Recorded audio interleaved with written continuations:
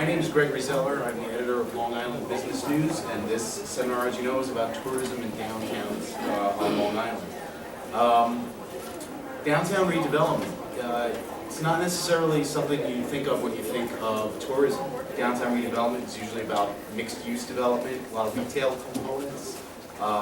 Transit-oriented development is a big topic right now, certainly residential. Not necessarily tourism-related.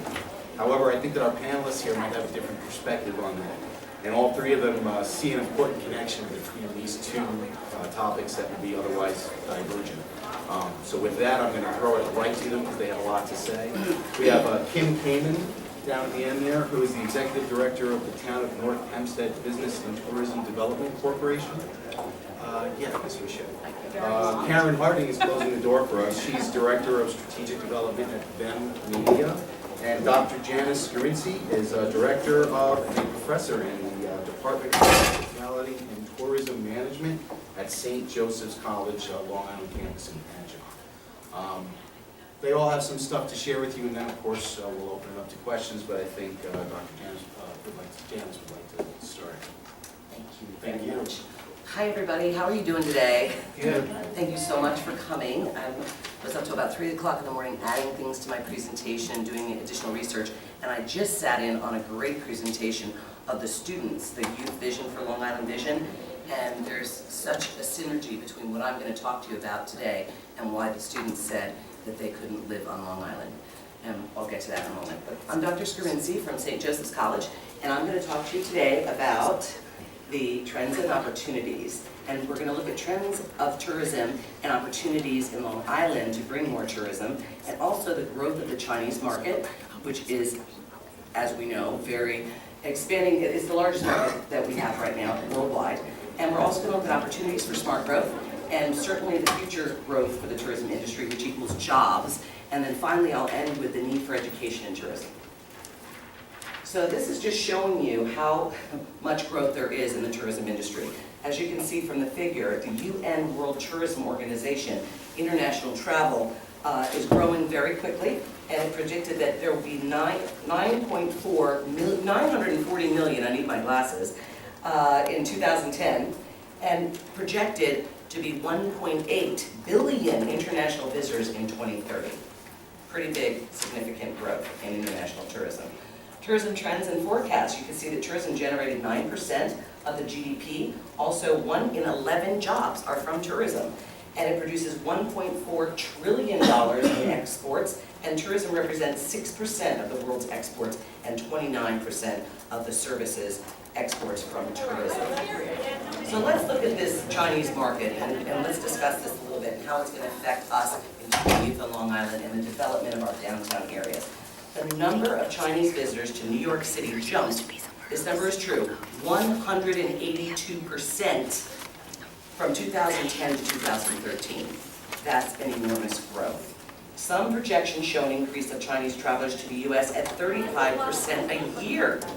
So we need to attract these visitors because, as the students were saying in the previous panel, the reason why they're leaving is because they can't find jobs. So this is not true because we will be providing lots of jobs if we meet the needs of this market. 2012, there were 1.47 million Chinese visitors traveling to the U.S., which was up 35%. And in 2013, 1.85 million visitors from China, that's up 26%. And finally, in 2018, they're predicting a whopping 4.7 million, making Chinese the #1 source of visitors to the United States. So, the growth of the Chinese market. New York City used to be the #1 destination for China, but now we're #2 next to Los Angeles. And why is that? Because the question that we need to ask ourselves is what are we doing to attract and maintaining a part of this emerging market? Next. So let's look at what these travelers like to do. For example, 1.5 million Chinese arrived in America's shores spending $8.8 billion. These numbers are just so enormous that they kind of just go right off your shoulders. But literally the average tourist spends, and remember this number, $7,427 per person per day. Why? Because their dollar is stronger and because they love to shop. and because things in the United States are so much less expensive. So essentially, they're coming here to do three big things. They're traveling to enjoy gambling, they're traveling to see shows and entertainment, and they're also at high-end shopping. So our malls out at the river head, our entertainment, such as the aquarium, and such as downtown areas that are bringing in theaters, like downtown Patchogue renovation. These are things that will attract these tourists. Also, research suggests that Chinese used to only travel in groups, very large groups, and that was called mass tourism.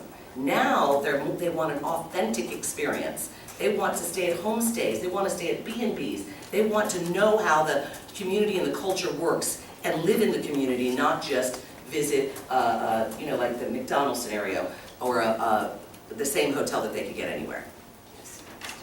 So some of the opportunities for smart growth. So for example, Starwood Hotels and Resorts and the Hilton and the Marriott's know that this is a big growth industry. So what are they doing? They're adding popular Chinese dishes to their full service menus, including traditional Chinese breakfast. They're also featuring one or more Chinese television station in the guest room, and they're also introducing guest room amenities, things like slippers and teas and actual tea kettles and a selection of Chinese teas. And fourth, they have some events brought onto the front desk and concierge to bring in Mandarin speaking concierge so that they could actually speak in their native tongue. And finally, they're culturally different. We talked about diversity, so we need to have cultural training on how to present ourselves and customer service when it comes to dealing with this massive market that's coming to New York and to the United States. For one, they insist that we are polite.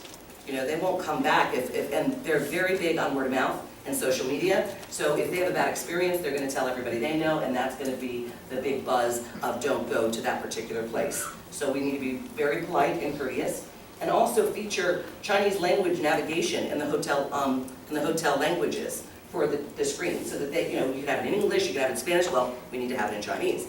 And finally, you can hire or train English bilingual sales managers.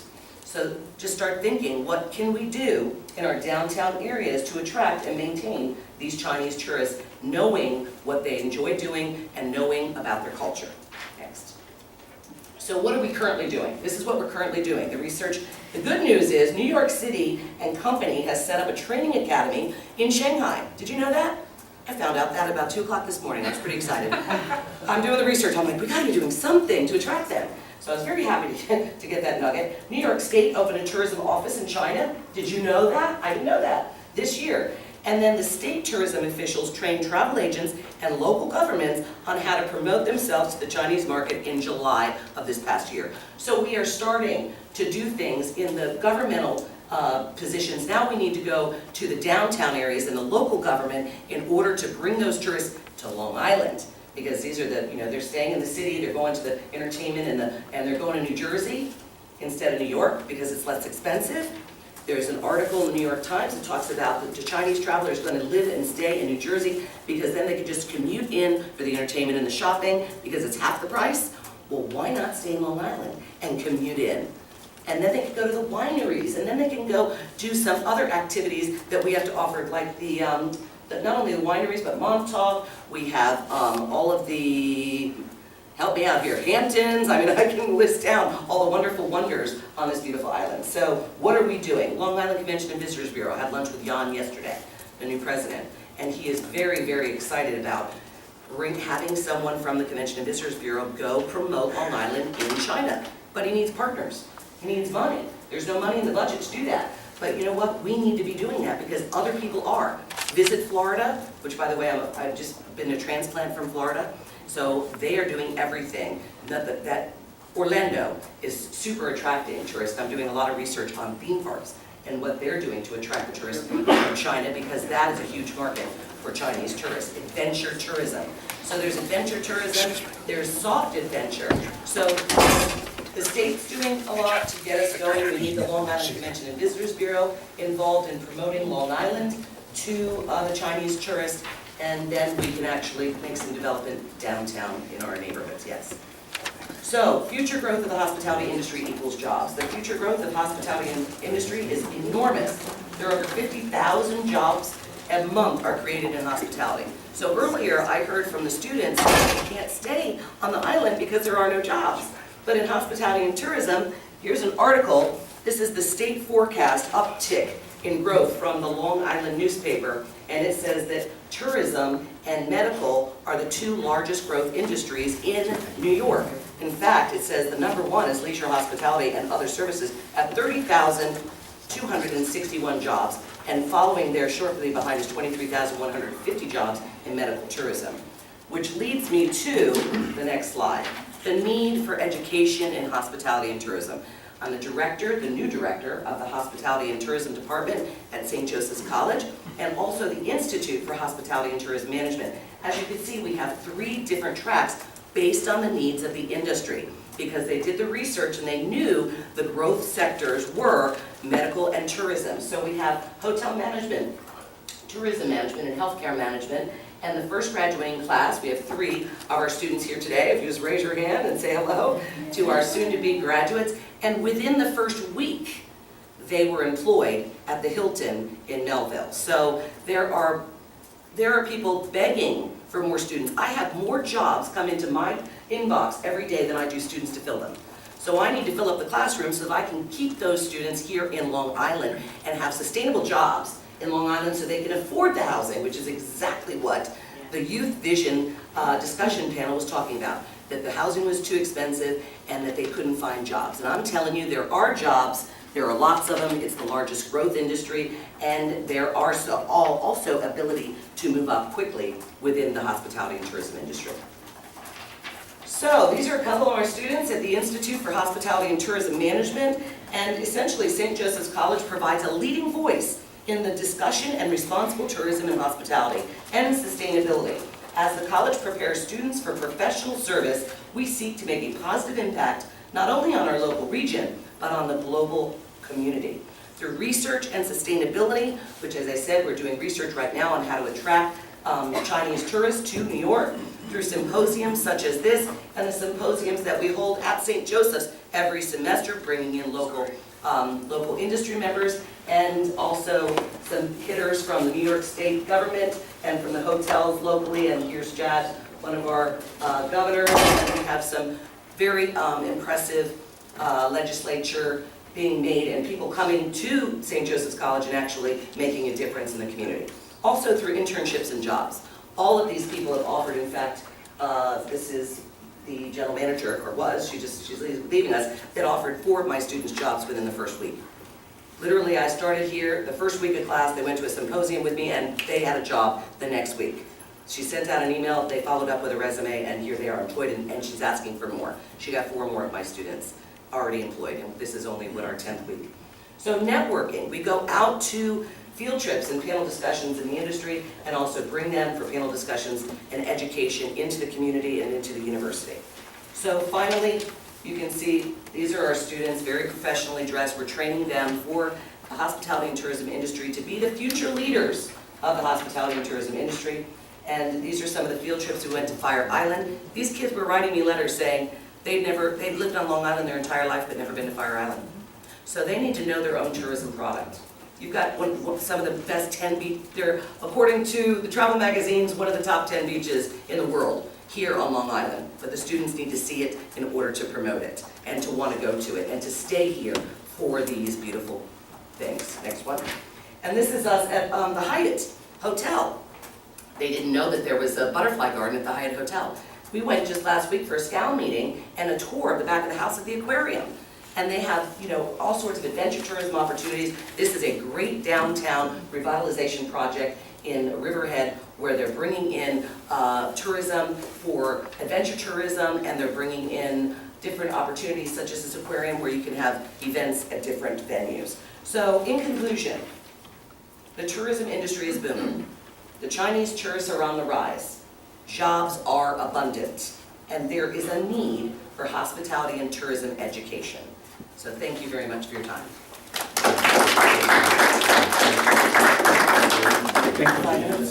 Wherever the tourism industry on Long Island is going to go, it's going to be enthusiasm like that. Thank you. So, thank you. Kim Kamen, what is going on in North Hempstead?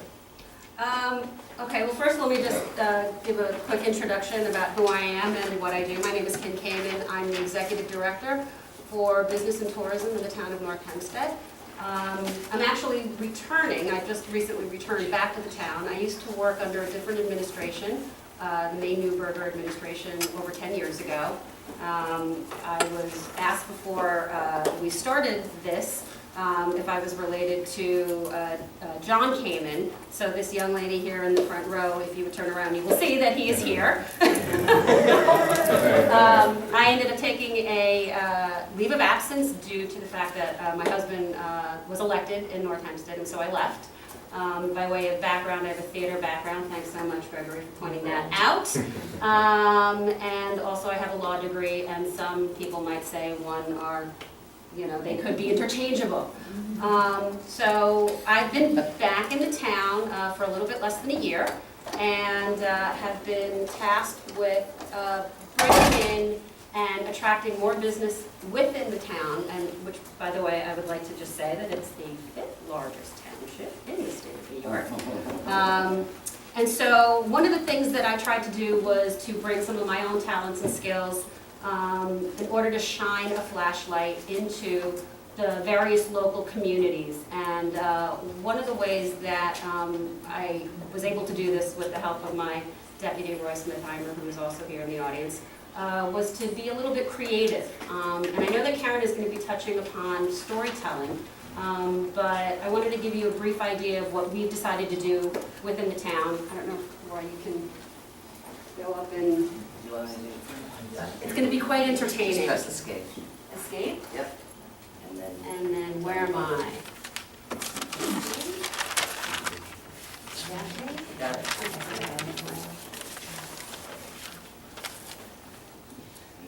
No laughing.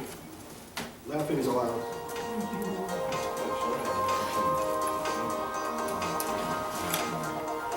What was business buzz? Business buzz. This is business buzz. Our business buzz. Business buzz! All that and a lot more on business buzz. One of the most sought-after places here in the town of North Hempstead.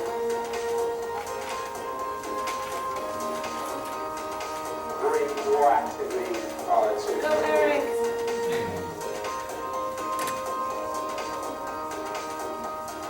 All within the town of North Hempstead.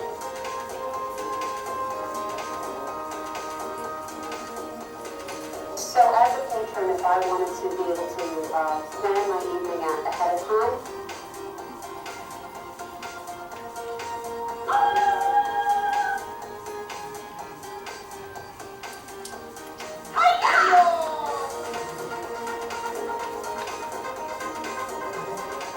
I'm excited.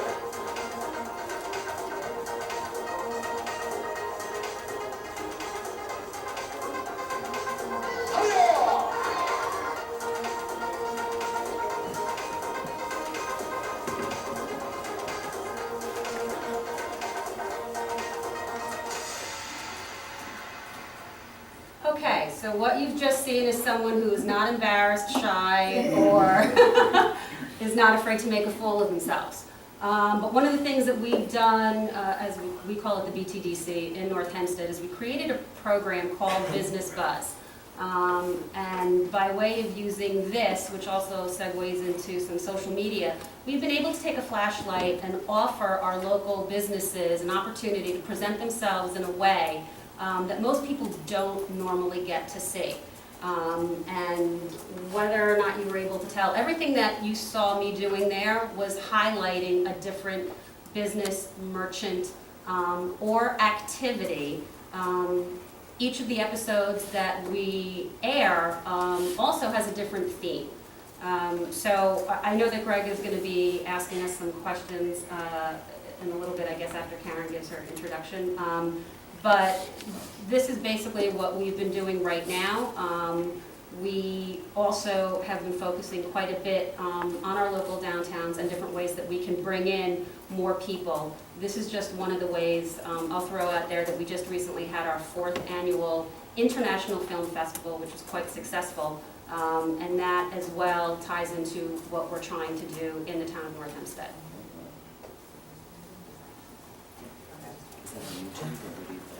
Thank you. Thanks, Leon. Sure.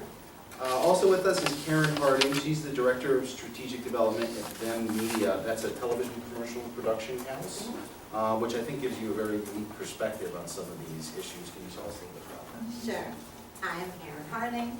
I'm from Them Media. I'm born and raised in Long Island. Our company is in New York City on 20th Street, in the Flatiron District. I came to Vision Long Island through friends about 5 years ago and saw a little bit of a need for persuasive marketing through film. At the same time, our company, whose client base is McDonald's, Bose, Maybelline, U.S. Army, United States government, a lot of different subjects and a lot of different clients. We recognized around 5 years ago the need to diversify from the television commercial industry strictly into doing more web marketing. So those two things kind of happened at the same time, and I started experimenting through Vision Long Island and have since created 50 marketing-based documentaries on regional developments having to do with smart growth, the environment, economic development, and all infrastructure, transportation, etc. So I spend maybe an hour or more with, County Executive Malone, Montano, every elected official, state, local, and I learn a lot. One of my jobs is to take that interview and cut it down to tell a story from a certain point of view that fits into 2 minutes. But there's a lot of editing floor material too. And what I'd like to do today is to talk a little bit about some of the visions that these projects represent and share some insight about what these people are doing. So I'm going to run through some of the projects that we've featured, just 2 or 3 sentences on each. I have put together an email that I could forward to anybody who would like it, who would like to be able to just click and see these films. It was too long for me to bring and show today. So I'm going to talk a little bit about the projects. I want to talk a little bit about tourism and following market-driven. She did such an amazing job on market-driven demands, and also just about co-op marketing that communities can do. Should I just run through? Sure.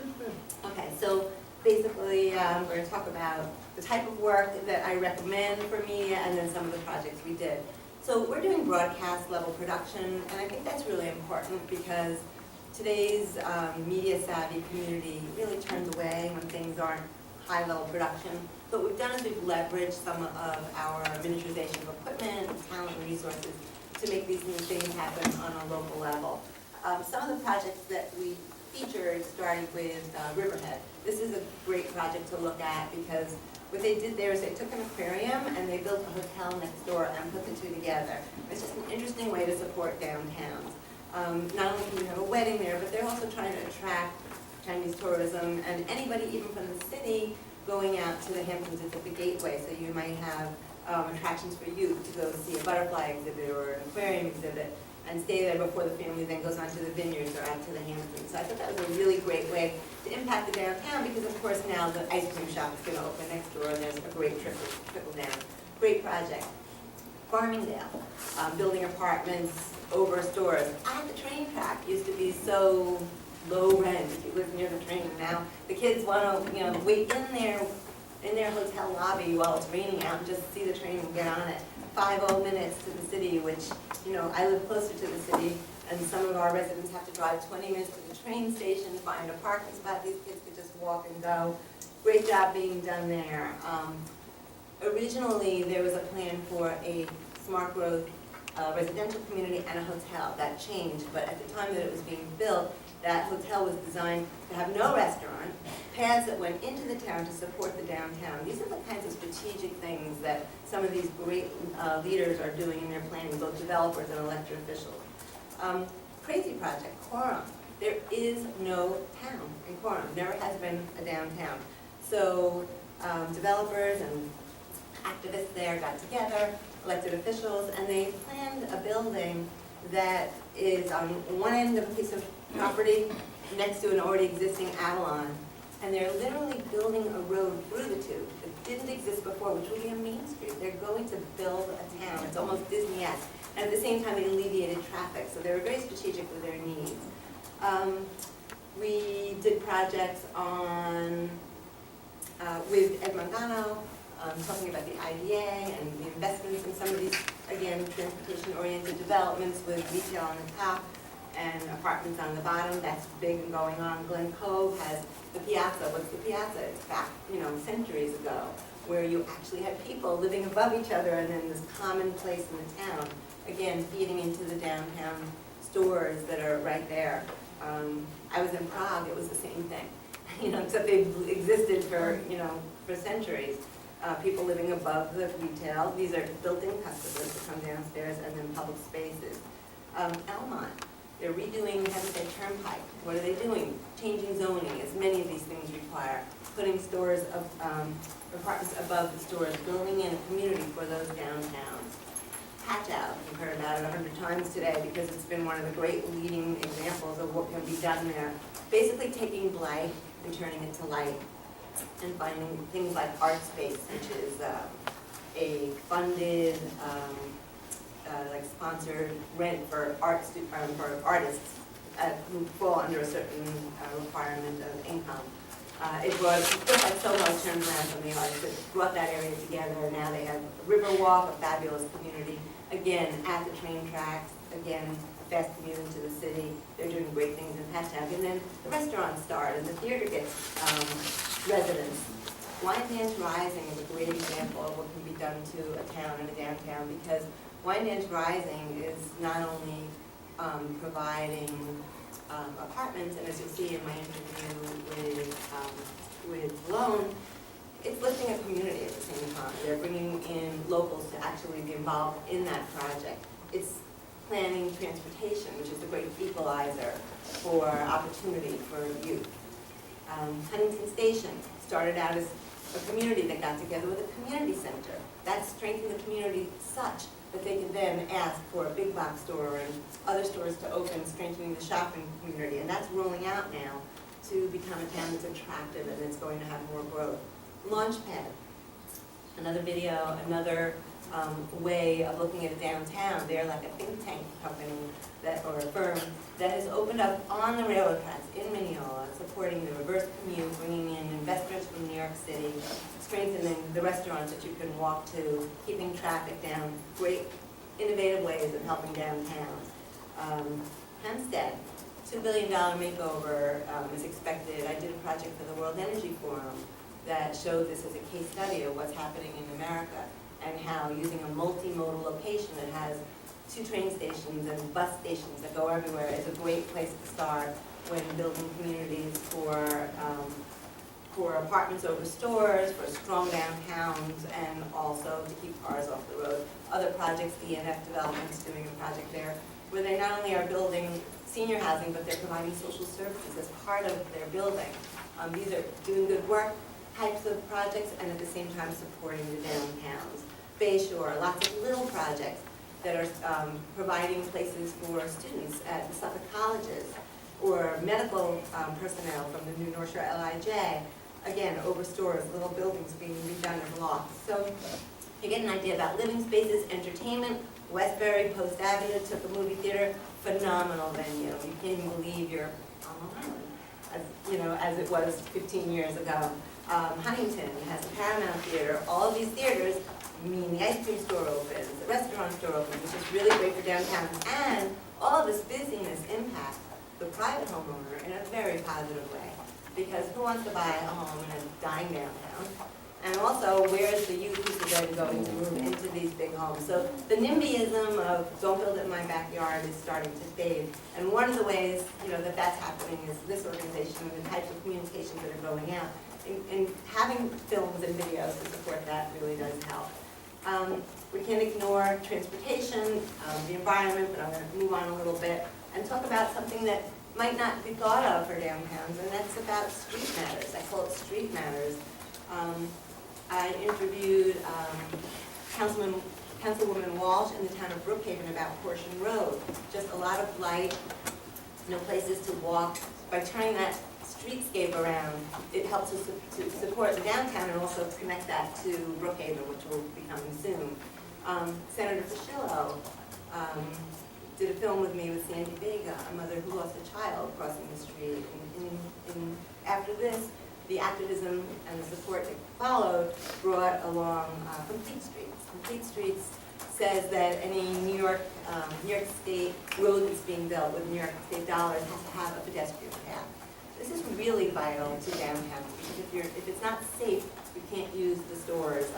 I had the unfortunate honor of speaking with yet another mother who lost a child in Smithtown with the sky, and there again, they work to change the traffic patterns, and this does not only protect our community, but enhance shopping. So these are the types of things that are going on Long Island, and again, happy to send you an email with some of those films to look at, because you really do learn a lot.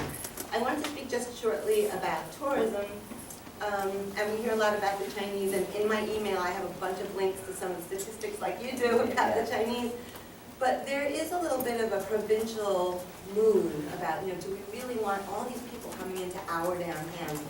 From a marketing perspective, and what I do, which is advertising, it's necessary. If you go up to the Hudson Valley and, on the weekend, you say, look at this town, why is it so buzzing? Well, it's filled with people who are from the community, and they're bringing in the dollars. This is what we need to do on Long Island. We need to bring in the dollars from whether it's other towns, other regions, or other countries. Some of the trends that have to be followed again are the Chinese. Other trends that can be followed are hipsters in Brooklyn or in the Bronx who might want to have themed suburban weekends with kayaking and going to the beaches. Long Beach has a package now, the Long Island Railroad, that brings a lot of the city folk out. This is really strengthening the town for not only the downtowns, but the homeowners in the area. So we need to open up our minds about attracting some of the market-driven targets. And what we see a lot on Long Island is the lack of dollars to do that the right way. And as I mentioned, our work is broadcast level. This is the kind of visual that people respond to. How do you afford that on a local level? You co-op. And that's a very big message that I have coming from having done 50 of these different projects, is that people should really band together. Towns should be connected based on theme, based on cooperative marketing. And those are some of the thoughts that I want to share with you today. Can I add on to that? Sure. Because I think this is really relevant, and that is that the reason why we have this Hospitality and Tourism Department and Institute is because of a $2 million grant, which is from the Regional Development Grant. And there's $164,000 for media. So to promote, tourism in Long Island, and in fact I met with Stephen Keating, who was working on that project with us just yesterday, and that it has to be used by women who are approved by the state, women in the workforce. The majority or 80% of that money has to be spent, in that development. There's also money for training of the students, and there's about $18,000 for administration, $18,000 for training, and $900,000 for the development of the institute, for the building, renovation of 9,000 square feet. So there is money out there, but it's in the form, a lot of it is in the form of grants, and we need grant writers. But I love your idea about co-oping with towns, because Patchogue is where St. Joseph's College, Long Island is located, and it's a beautiful town. And the students even mentioned it in their presentation, the student vision. They said, meatballs. That all those new restaurants, meatballs, and then there's a couple of, sorry? The meatball place. The meatball place, yes, that's it. And there's local brewery right on the main strip of Patchogue. So it's bringing the students downtown. It's bringing people. I heard about it when I took a flight here to look for my interview. People told me about downtown Patchogue. There's really hopping. You really want to live there, and the apartments above the residents on Main Street. So that revitalization of downtown, that co-oping, so I think it's a great idea for universities to co-op with the city so that we can make these communities, which was brought up by the students, that if the community or the downtown areas come together with the universities, because we're bringing in the students, but they're not staying because one, they said they can't get jobs, two, they said they didn't have affordable housing, and three, they didn't have that community that they had when they were in the college. So they graduate and they leave. They take all that knowledge with them to another state or another place. So how do we keep them here? We provide them with, and they're leaving us now, don't leave. We need you. Yeah, quickly, come back. Can I just touch on one thing, which I think is really important, and Karen said it, and you touched upon it as well, which is creating themes. I think creating themes in order to attract people to come to your local downtown Main Street is vitally important. And whether it's because you're going and reaching out internationally to Chinese or even to your neighbors in the town next door, it's finding that particular identity that the community wants to put themselves out there. It's like a fingerprint. They want to be unique. They want to identify themselves as something. And I think part of, what we do in North Hempstead is we try to find these common themes and to bring people to it. So, one of the things that we tried to do this past summer is we have this fantastic waterfront in Port Washington, and not many people know about it. Meaning, they know that we have water there, and they know that the land touches upon it, but, one of the things that I came up with in terms of a tagline was, being a boat owner for a day without having to own a boat. How great is that? Because you can go and spend the day, as a matter of fact, do the reverse commute. Come from Manhattan, hop on a train, get out to Port Washington, and you can walk right down to the dock. You can rent a boat, you can go sailing, you can go kayaking, you can charter a boat, you can go on a dinner cruise. These are all wonderful things that make Port Washington a destination place. And yet, you have a town which is 2 miles over, and they had no idea that all they needed to do was hop in their car and drive 5 minutes, and they had all of these wonderful added benefits. So it's creating these kind of themes to bring people into your communities to spend their dollars. One of the other things that we're doing, New York State has a fantastic tax incentive for filming and production. So, again, this is another project that we're working on, which is to attract more of this industry into our area. Why? Because North Hempstead is so situated geographically that we are the first stop from Manhattan. We're so close. We're right next door to 4 different sound stages. We have Gold Coast waterfront mansions. These are all things that this particular industry is looking at and looking for. So what are we? We are now Hollywood East. This is what we're trying to brand ourselves. It's really about, again, branding, that's a great word. Theme, creating themes, creating brands so that you can attract everyday people or international people. But for me, right now, starting a little bit smaller, but it's really creating these types of desires, needs, and wants so that you can bring people into the communities. And that, I showed you what we call like a sizzle reel of, business buzz. And that's also to shine this flashlight, tell a story, and let people have this view that they otherwise wouldn't normally have. If you show them a picture, it Yeah. just says so much. Speaks 1,000 And to words. your credit, that's on both Cablevision and... It's Cablevision, FiOS, and then, of course, and I had 4 years in social media as well. So even though this particular program airs on Cablevision and FiOS, and I actually had someone recognize me, which was, normally it's for, in fairness, because, maybe they see me on stage or because of who I'm married to, but this was great. They came up to me and they said, we saw you tubing.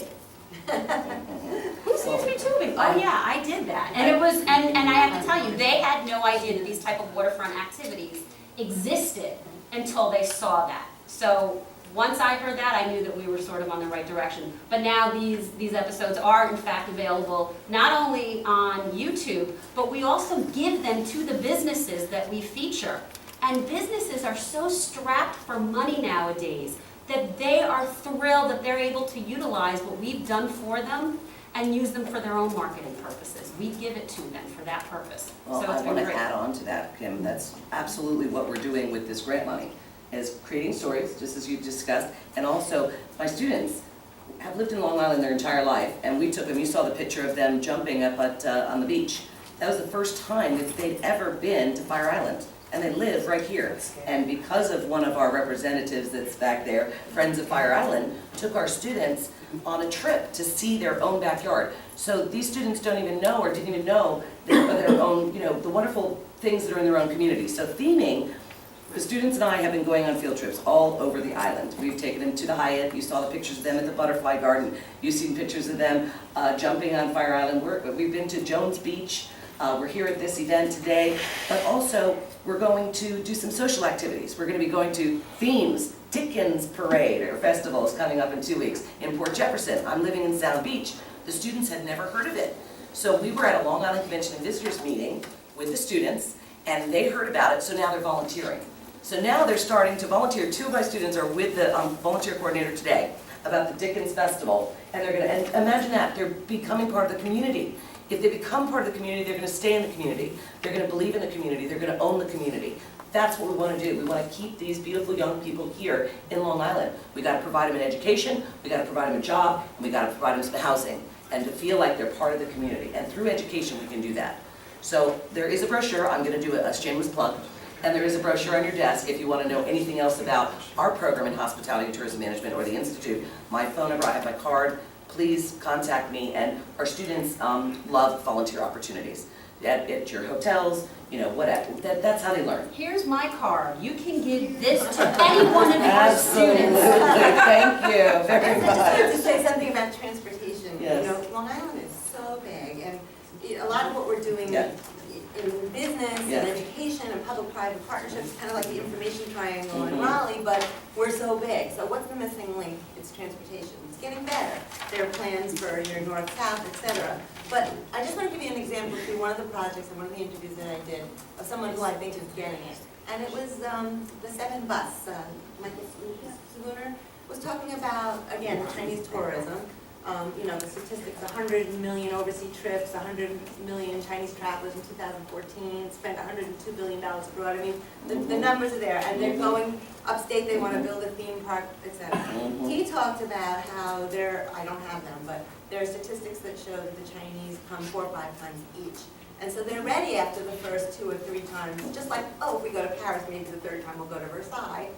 As if we are already doing that today, but you know, we're not exactly Versailles on Long Island, but that they might want to come out and do these things. But how do they do it? He's got a bus company. He's talking about doing those kinds of packages. So if we're bringing people in from the outside, and hey, aren't we trying to keep the car traffic down?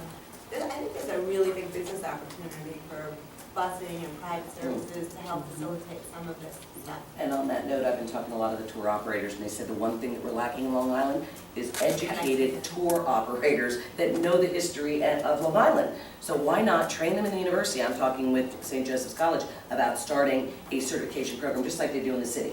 And with state and local government, wouldn't that be great if we had an actual, certificate or certification that people had to be certified? They have to know the Long Island history. We have a class in Long Island history. Combine that with tour operation, and what do you have? You have an educated tour operator that's going to do a great job. That's going to bring those tourists back, make And them they loyal. can drop them at certain locations, like when you Absolutely. go in, and we're not, Tell the a story. city, but Tell the they have story. those red dots in Washington DC. Because where you otherwise, it's just a hop on car and off ride, the you bus. know? If you don't tell the story, which you're a storyteller, so you can appreciate when you're on the bus, Also, getting to the people- place, there's a lot to see They and talk want about. the ease of, sign me up, take me to the vineyard. Yeah. But Well, this could be I, that kind of a. I Absolutely. think what it needs to be, in order for it to be attractable to these people, is it needs to be likable. It needs to be presented in a way where it's easy for them to receive it in a very likable manner. And there's also another word that I like, which is likable, which is interrupted. The way you present the information should actually have them stopping what they're doing to pay attention. So being interruptive in a likable manner is, sort of a hard line to walk. But if you can do that in a way, it will translate into dollars for your particular location, whether it's, again, a business or a community. But it needs to be interruptive and it needs to be likable.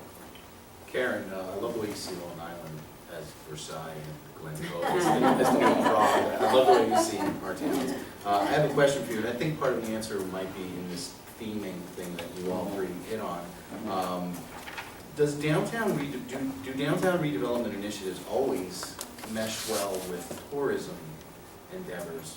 Should they?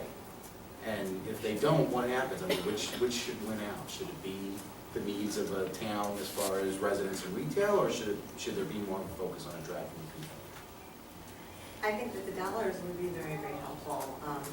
My example was going up to the Hudson Valley, upstate New York. Those towns are surviving, those artists are surviving, all the trickle-down job creation is surviving from people coming from other places. So to me, it seems like we're going to be better off having additional people come in, using our resources, and making our town stronger for us Long Islanders. Can I address that question as well? I teach tourism, and obviously I'm a professor in tourism, what we talk about is the three-pronged approach, and that's the social, economic, and environmental impacts of tourism. So we want to obviously increase the economic impact and decrease the social and environmental impact on the community. And some of the social impacts to your community, clearly traffic, big issue on Long Island. Only been here 4 months, but it's a pretty big issue. But also, so you've got lines.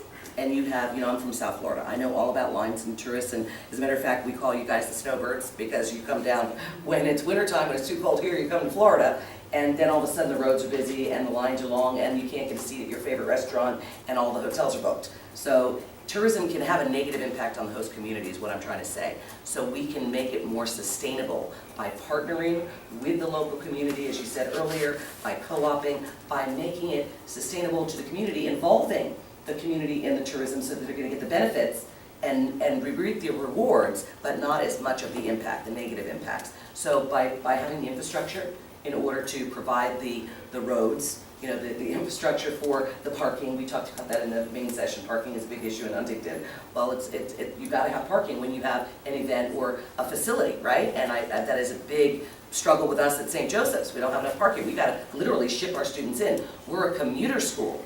In order to make these students want to stay, we need to have accommodation. So I would like to partner with the government or with the community in Patchogue to provide some sort of residential accommodation for the students that want to live near the school, that don't want to be commuters and living at mom's house. They want to have their own apartment to know what it's like to live on your own, or have some housing that is affordable near the university. So, and that would make them part of the community and then get them to volunteer. So making, volunteering for these tourism events, which bring money to the community. So it's sort of full circle. You need to make sure that the impacts are decreased and it's sustainable for the future of the future generations. Right, I'd like to add another thing, and I'm going to play a little bit of devil's advocate here, which is, although for the most part my focus is really on the business community within North Hempstead, there also has to be a balance, because specifically with the local government, you have your elected officials that are there and that are put in place by the residents who vote for them. And if these residents turn around and are unhappy because their quality of life has somehow been shifted because they have all of these people coming into their quaint little community that otherwise wouldn't be there. It's a very, very delicate balance between the elected officials, the residents, and then also the business community. And the business community, although they don't all live in that area, they work there. So it's a very, very, again, it's a tough balance. And I will say that the residents are concerned about their quality of life. I'm going to touch on that. They're also concerned about their children staying in Long Island and having a job. Right, they want everything. They want the cake and eat it too. They want to have a job for their child to stay in Long Island in a house that's affordable, but they don't want tourists to come in and bring the money. To provide the jobs, which is going to make their housing more affordable. So, you gotta have a balance. I love that you said it's about a balance, because it is. We've only got 10 more minutes. Is anybody? Yes. I'm not embarrassed.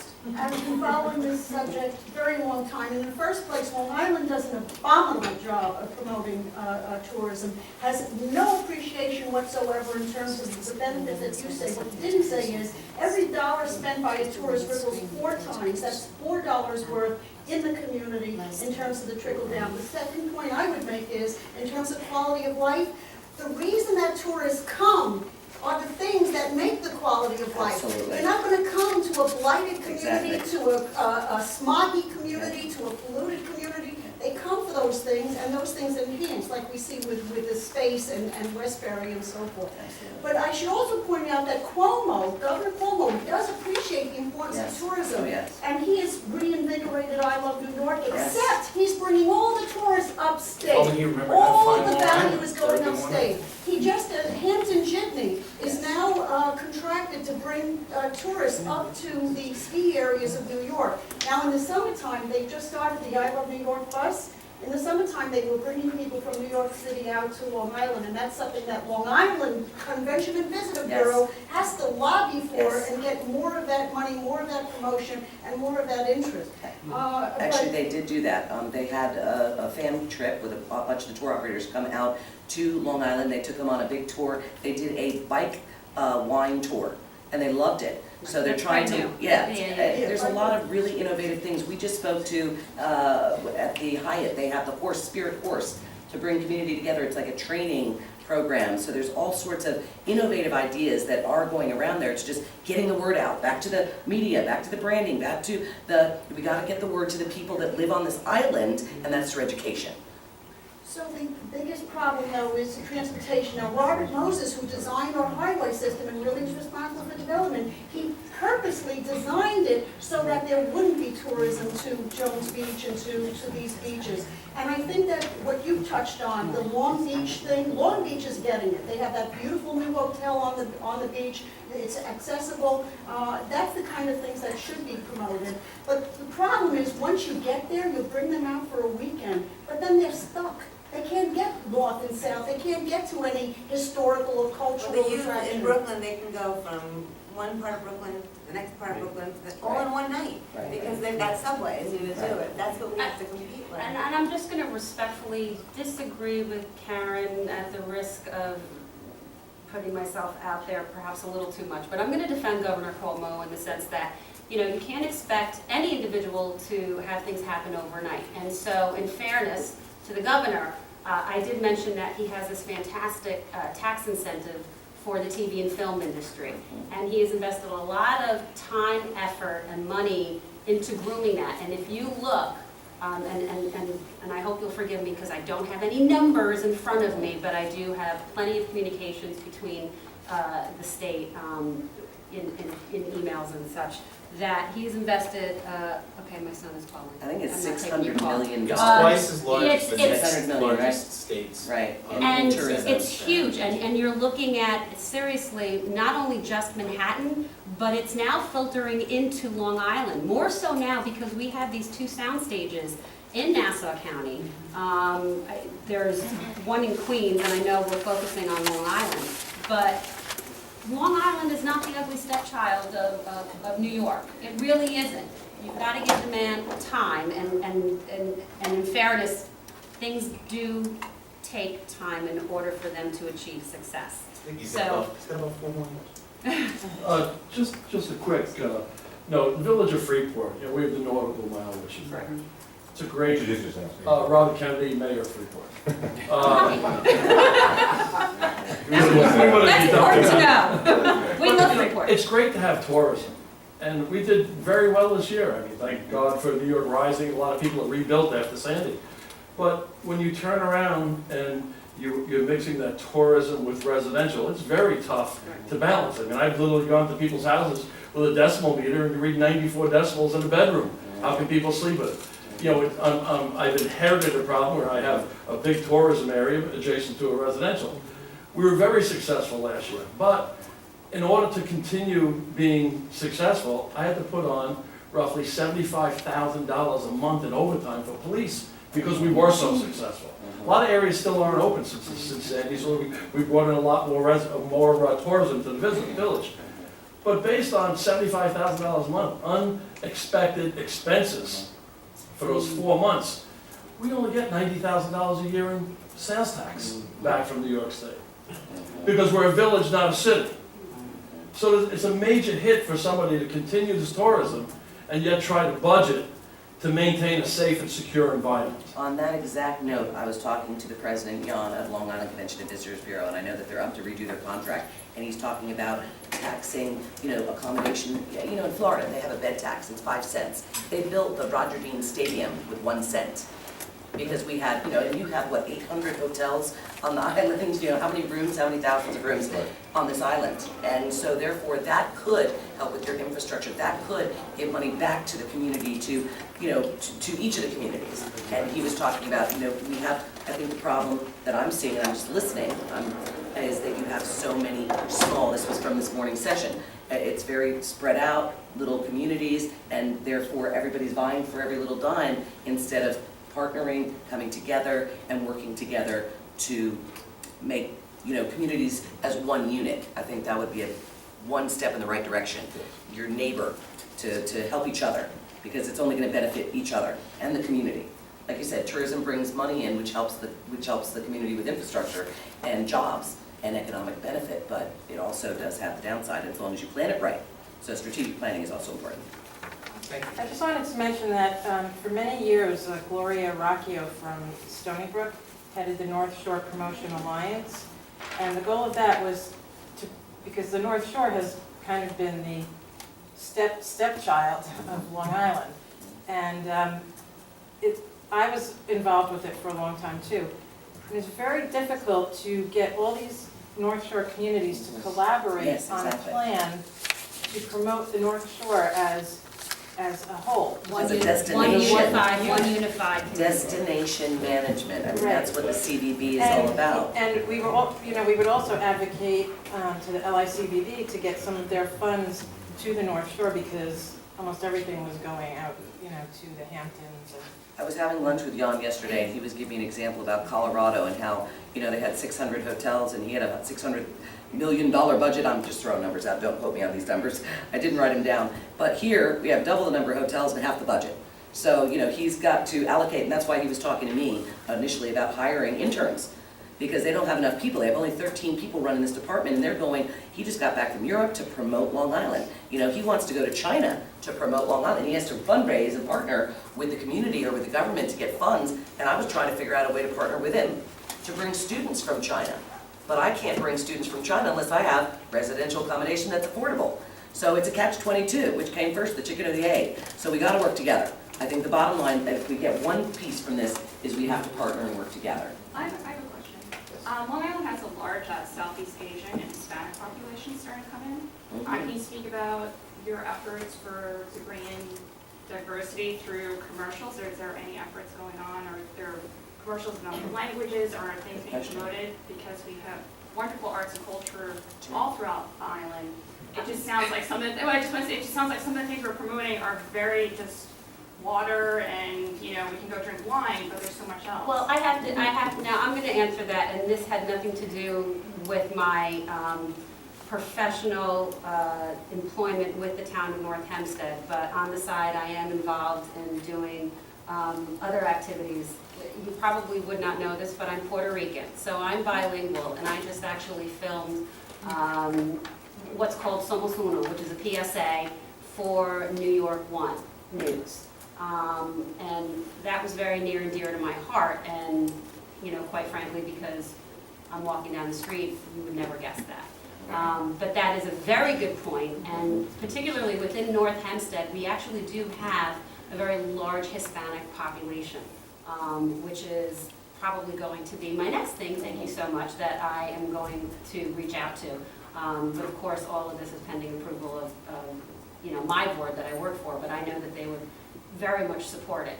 But I agree, that is an untapped area that we do need to focus on.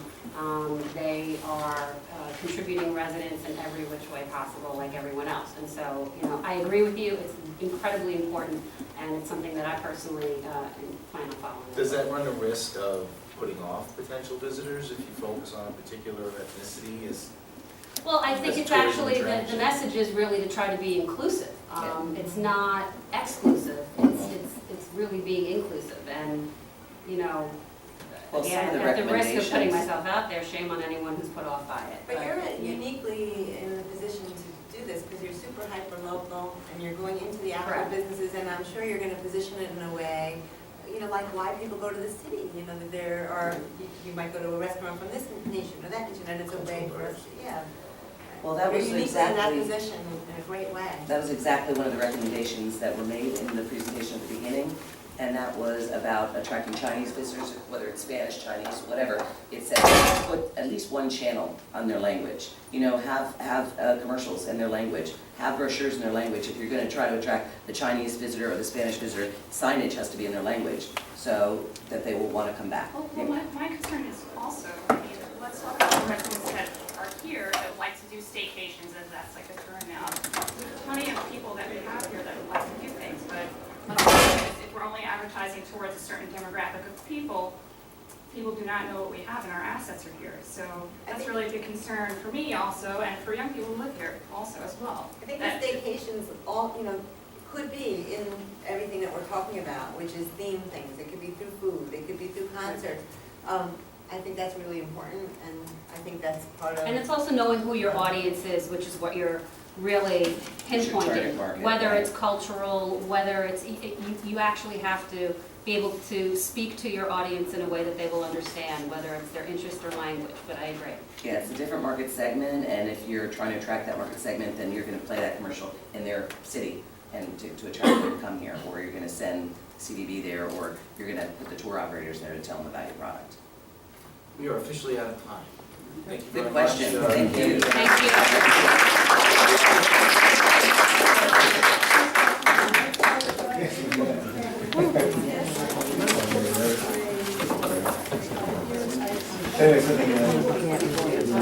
That actually, what I asked, how much I was. What's that? 80,000. I thought that was the amount that you were getting, that's, I said, no, that's the.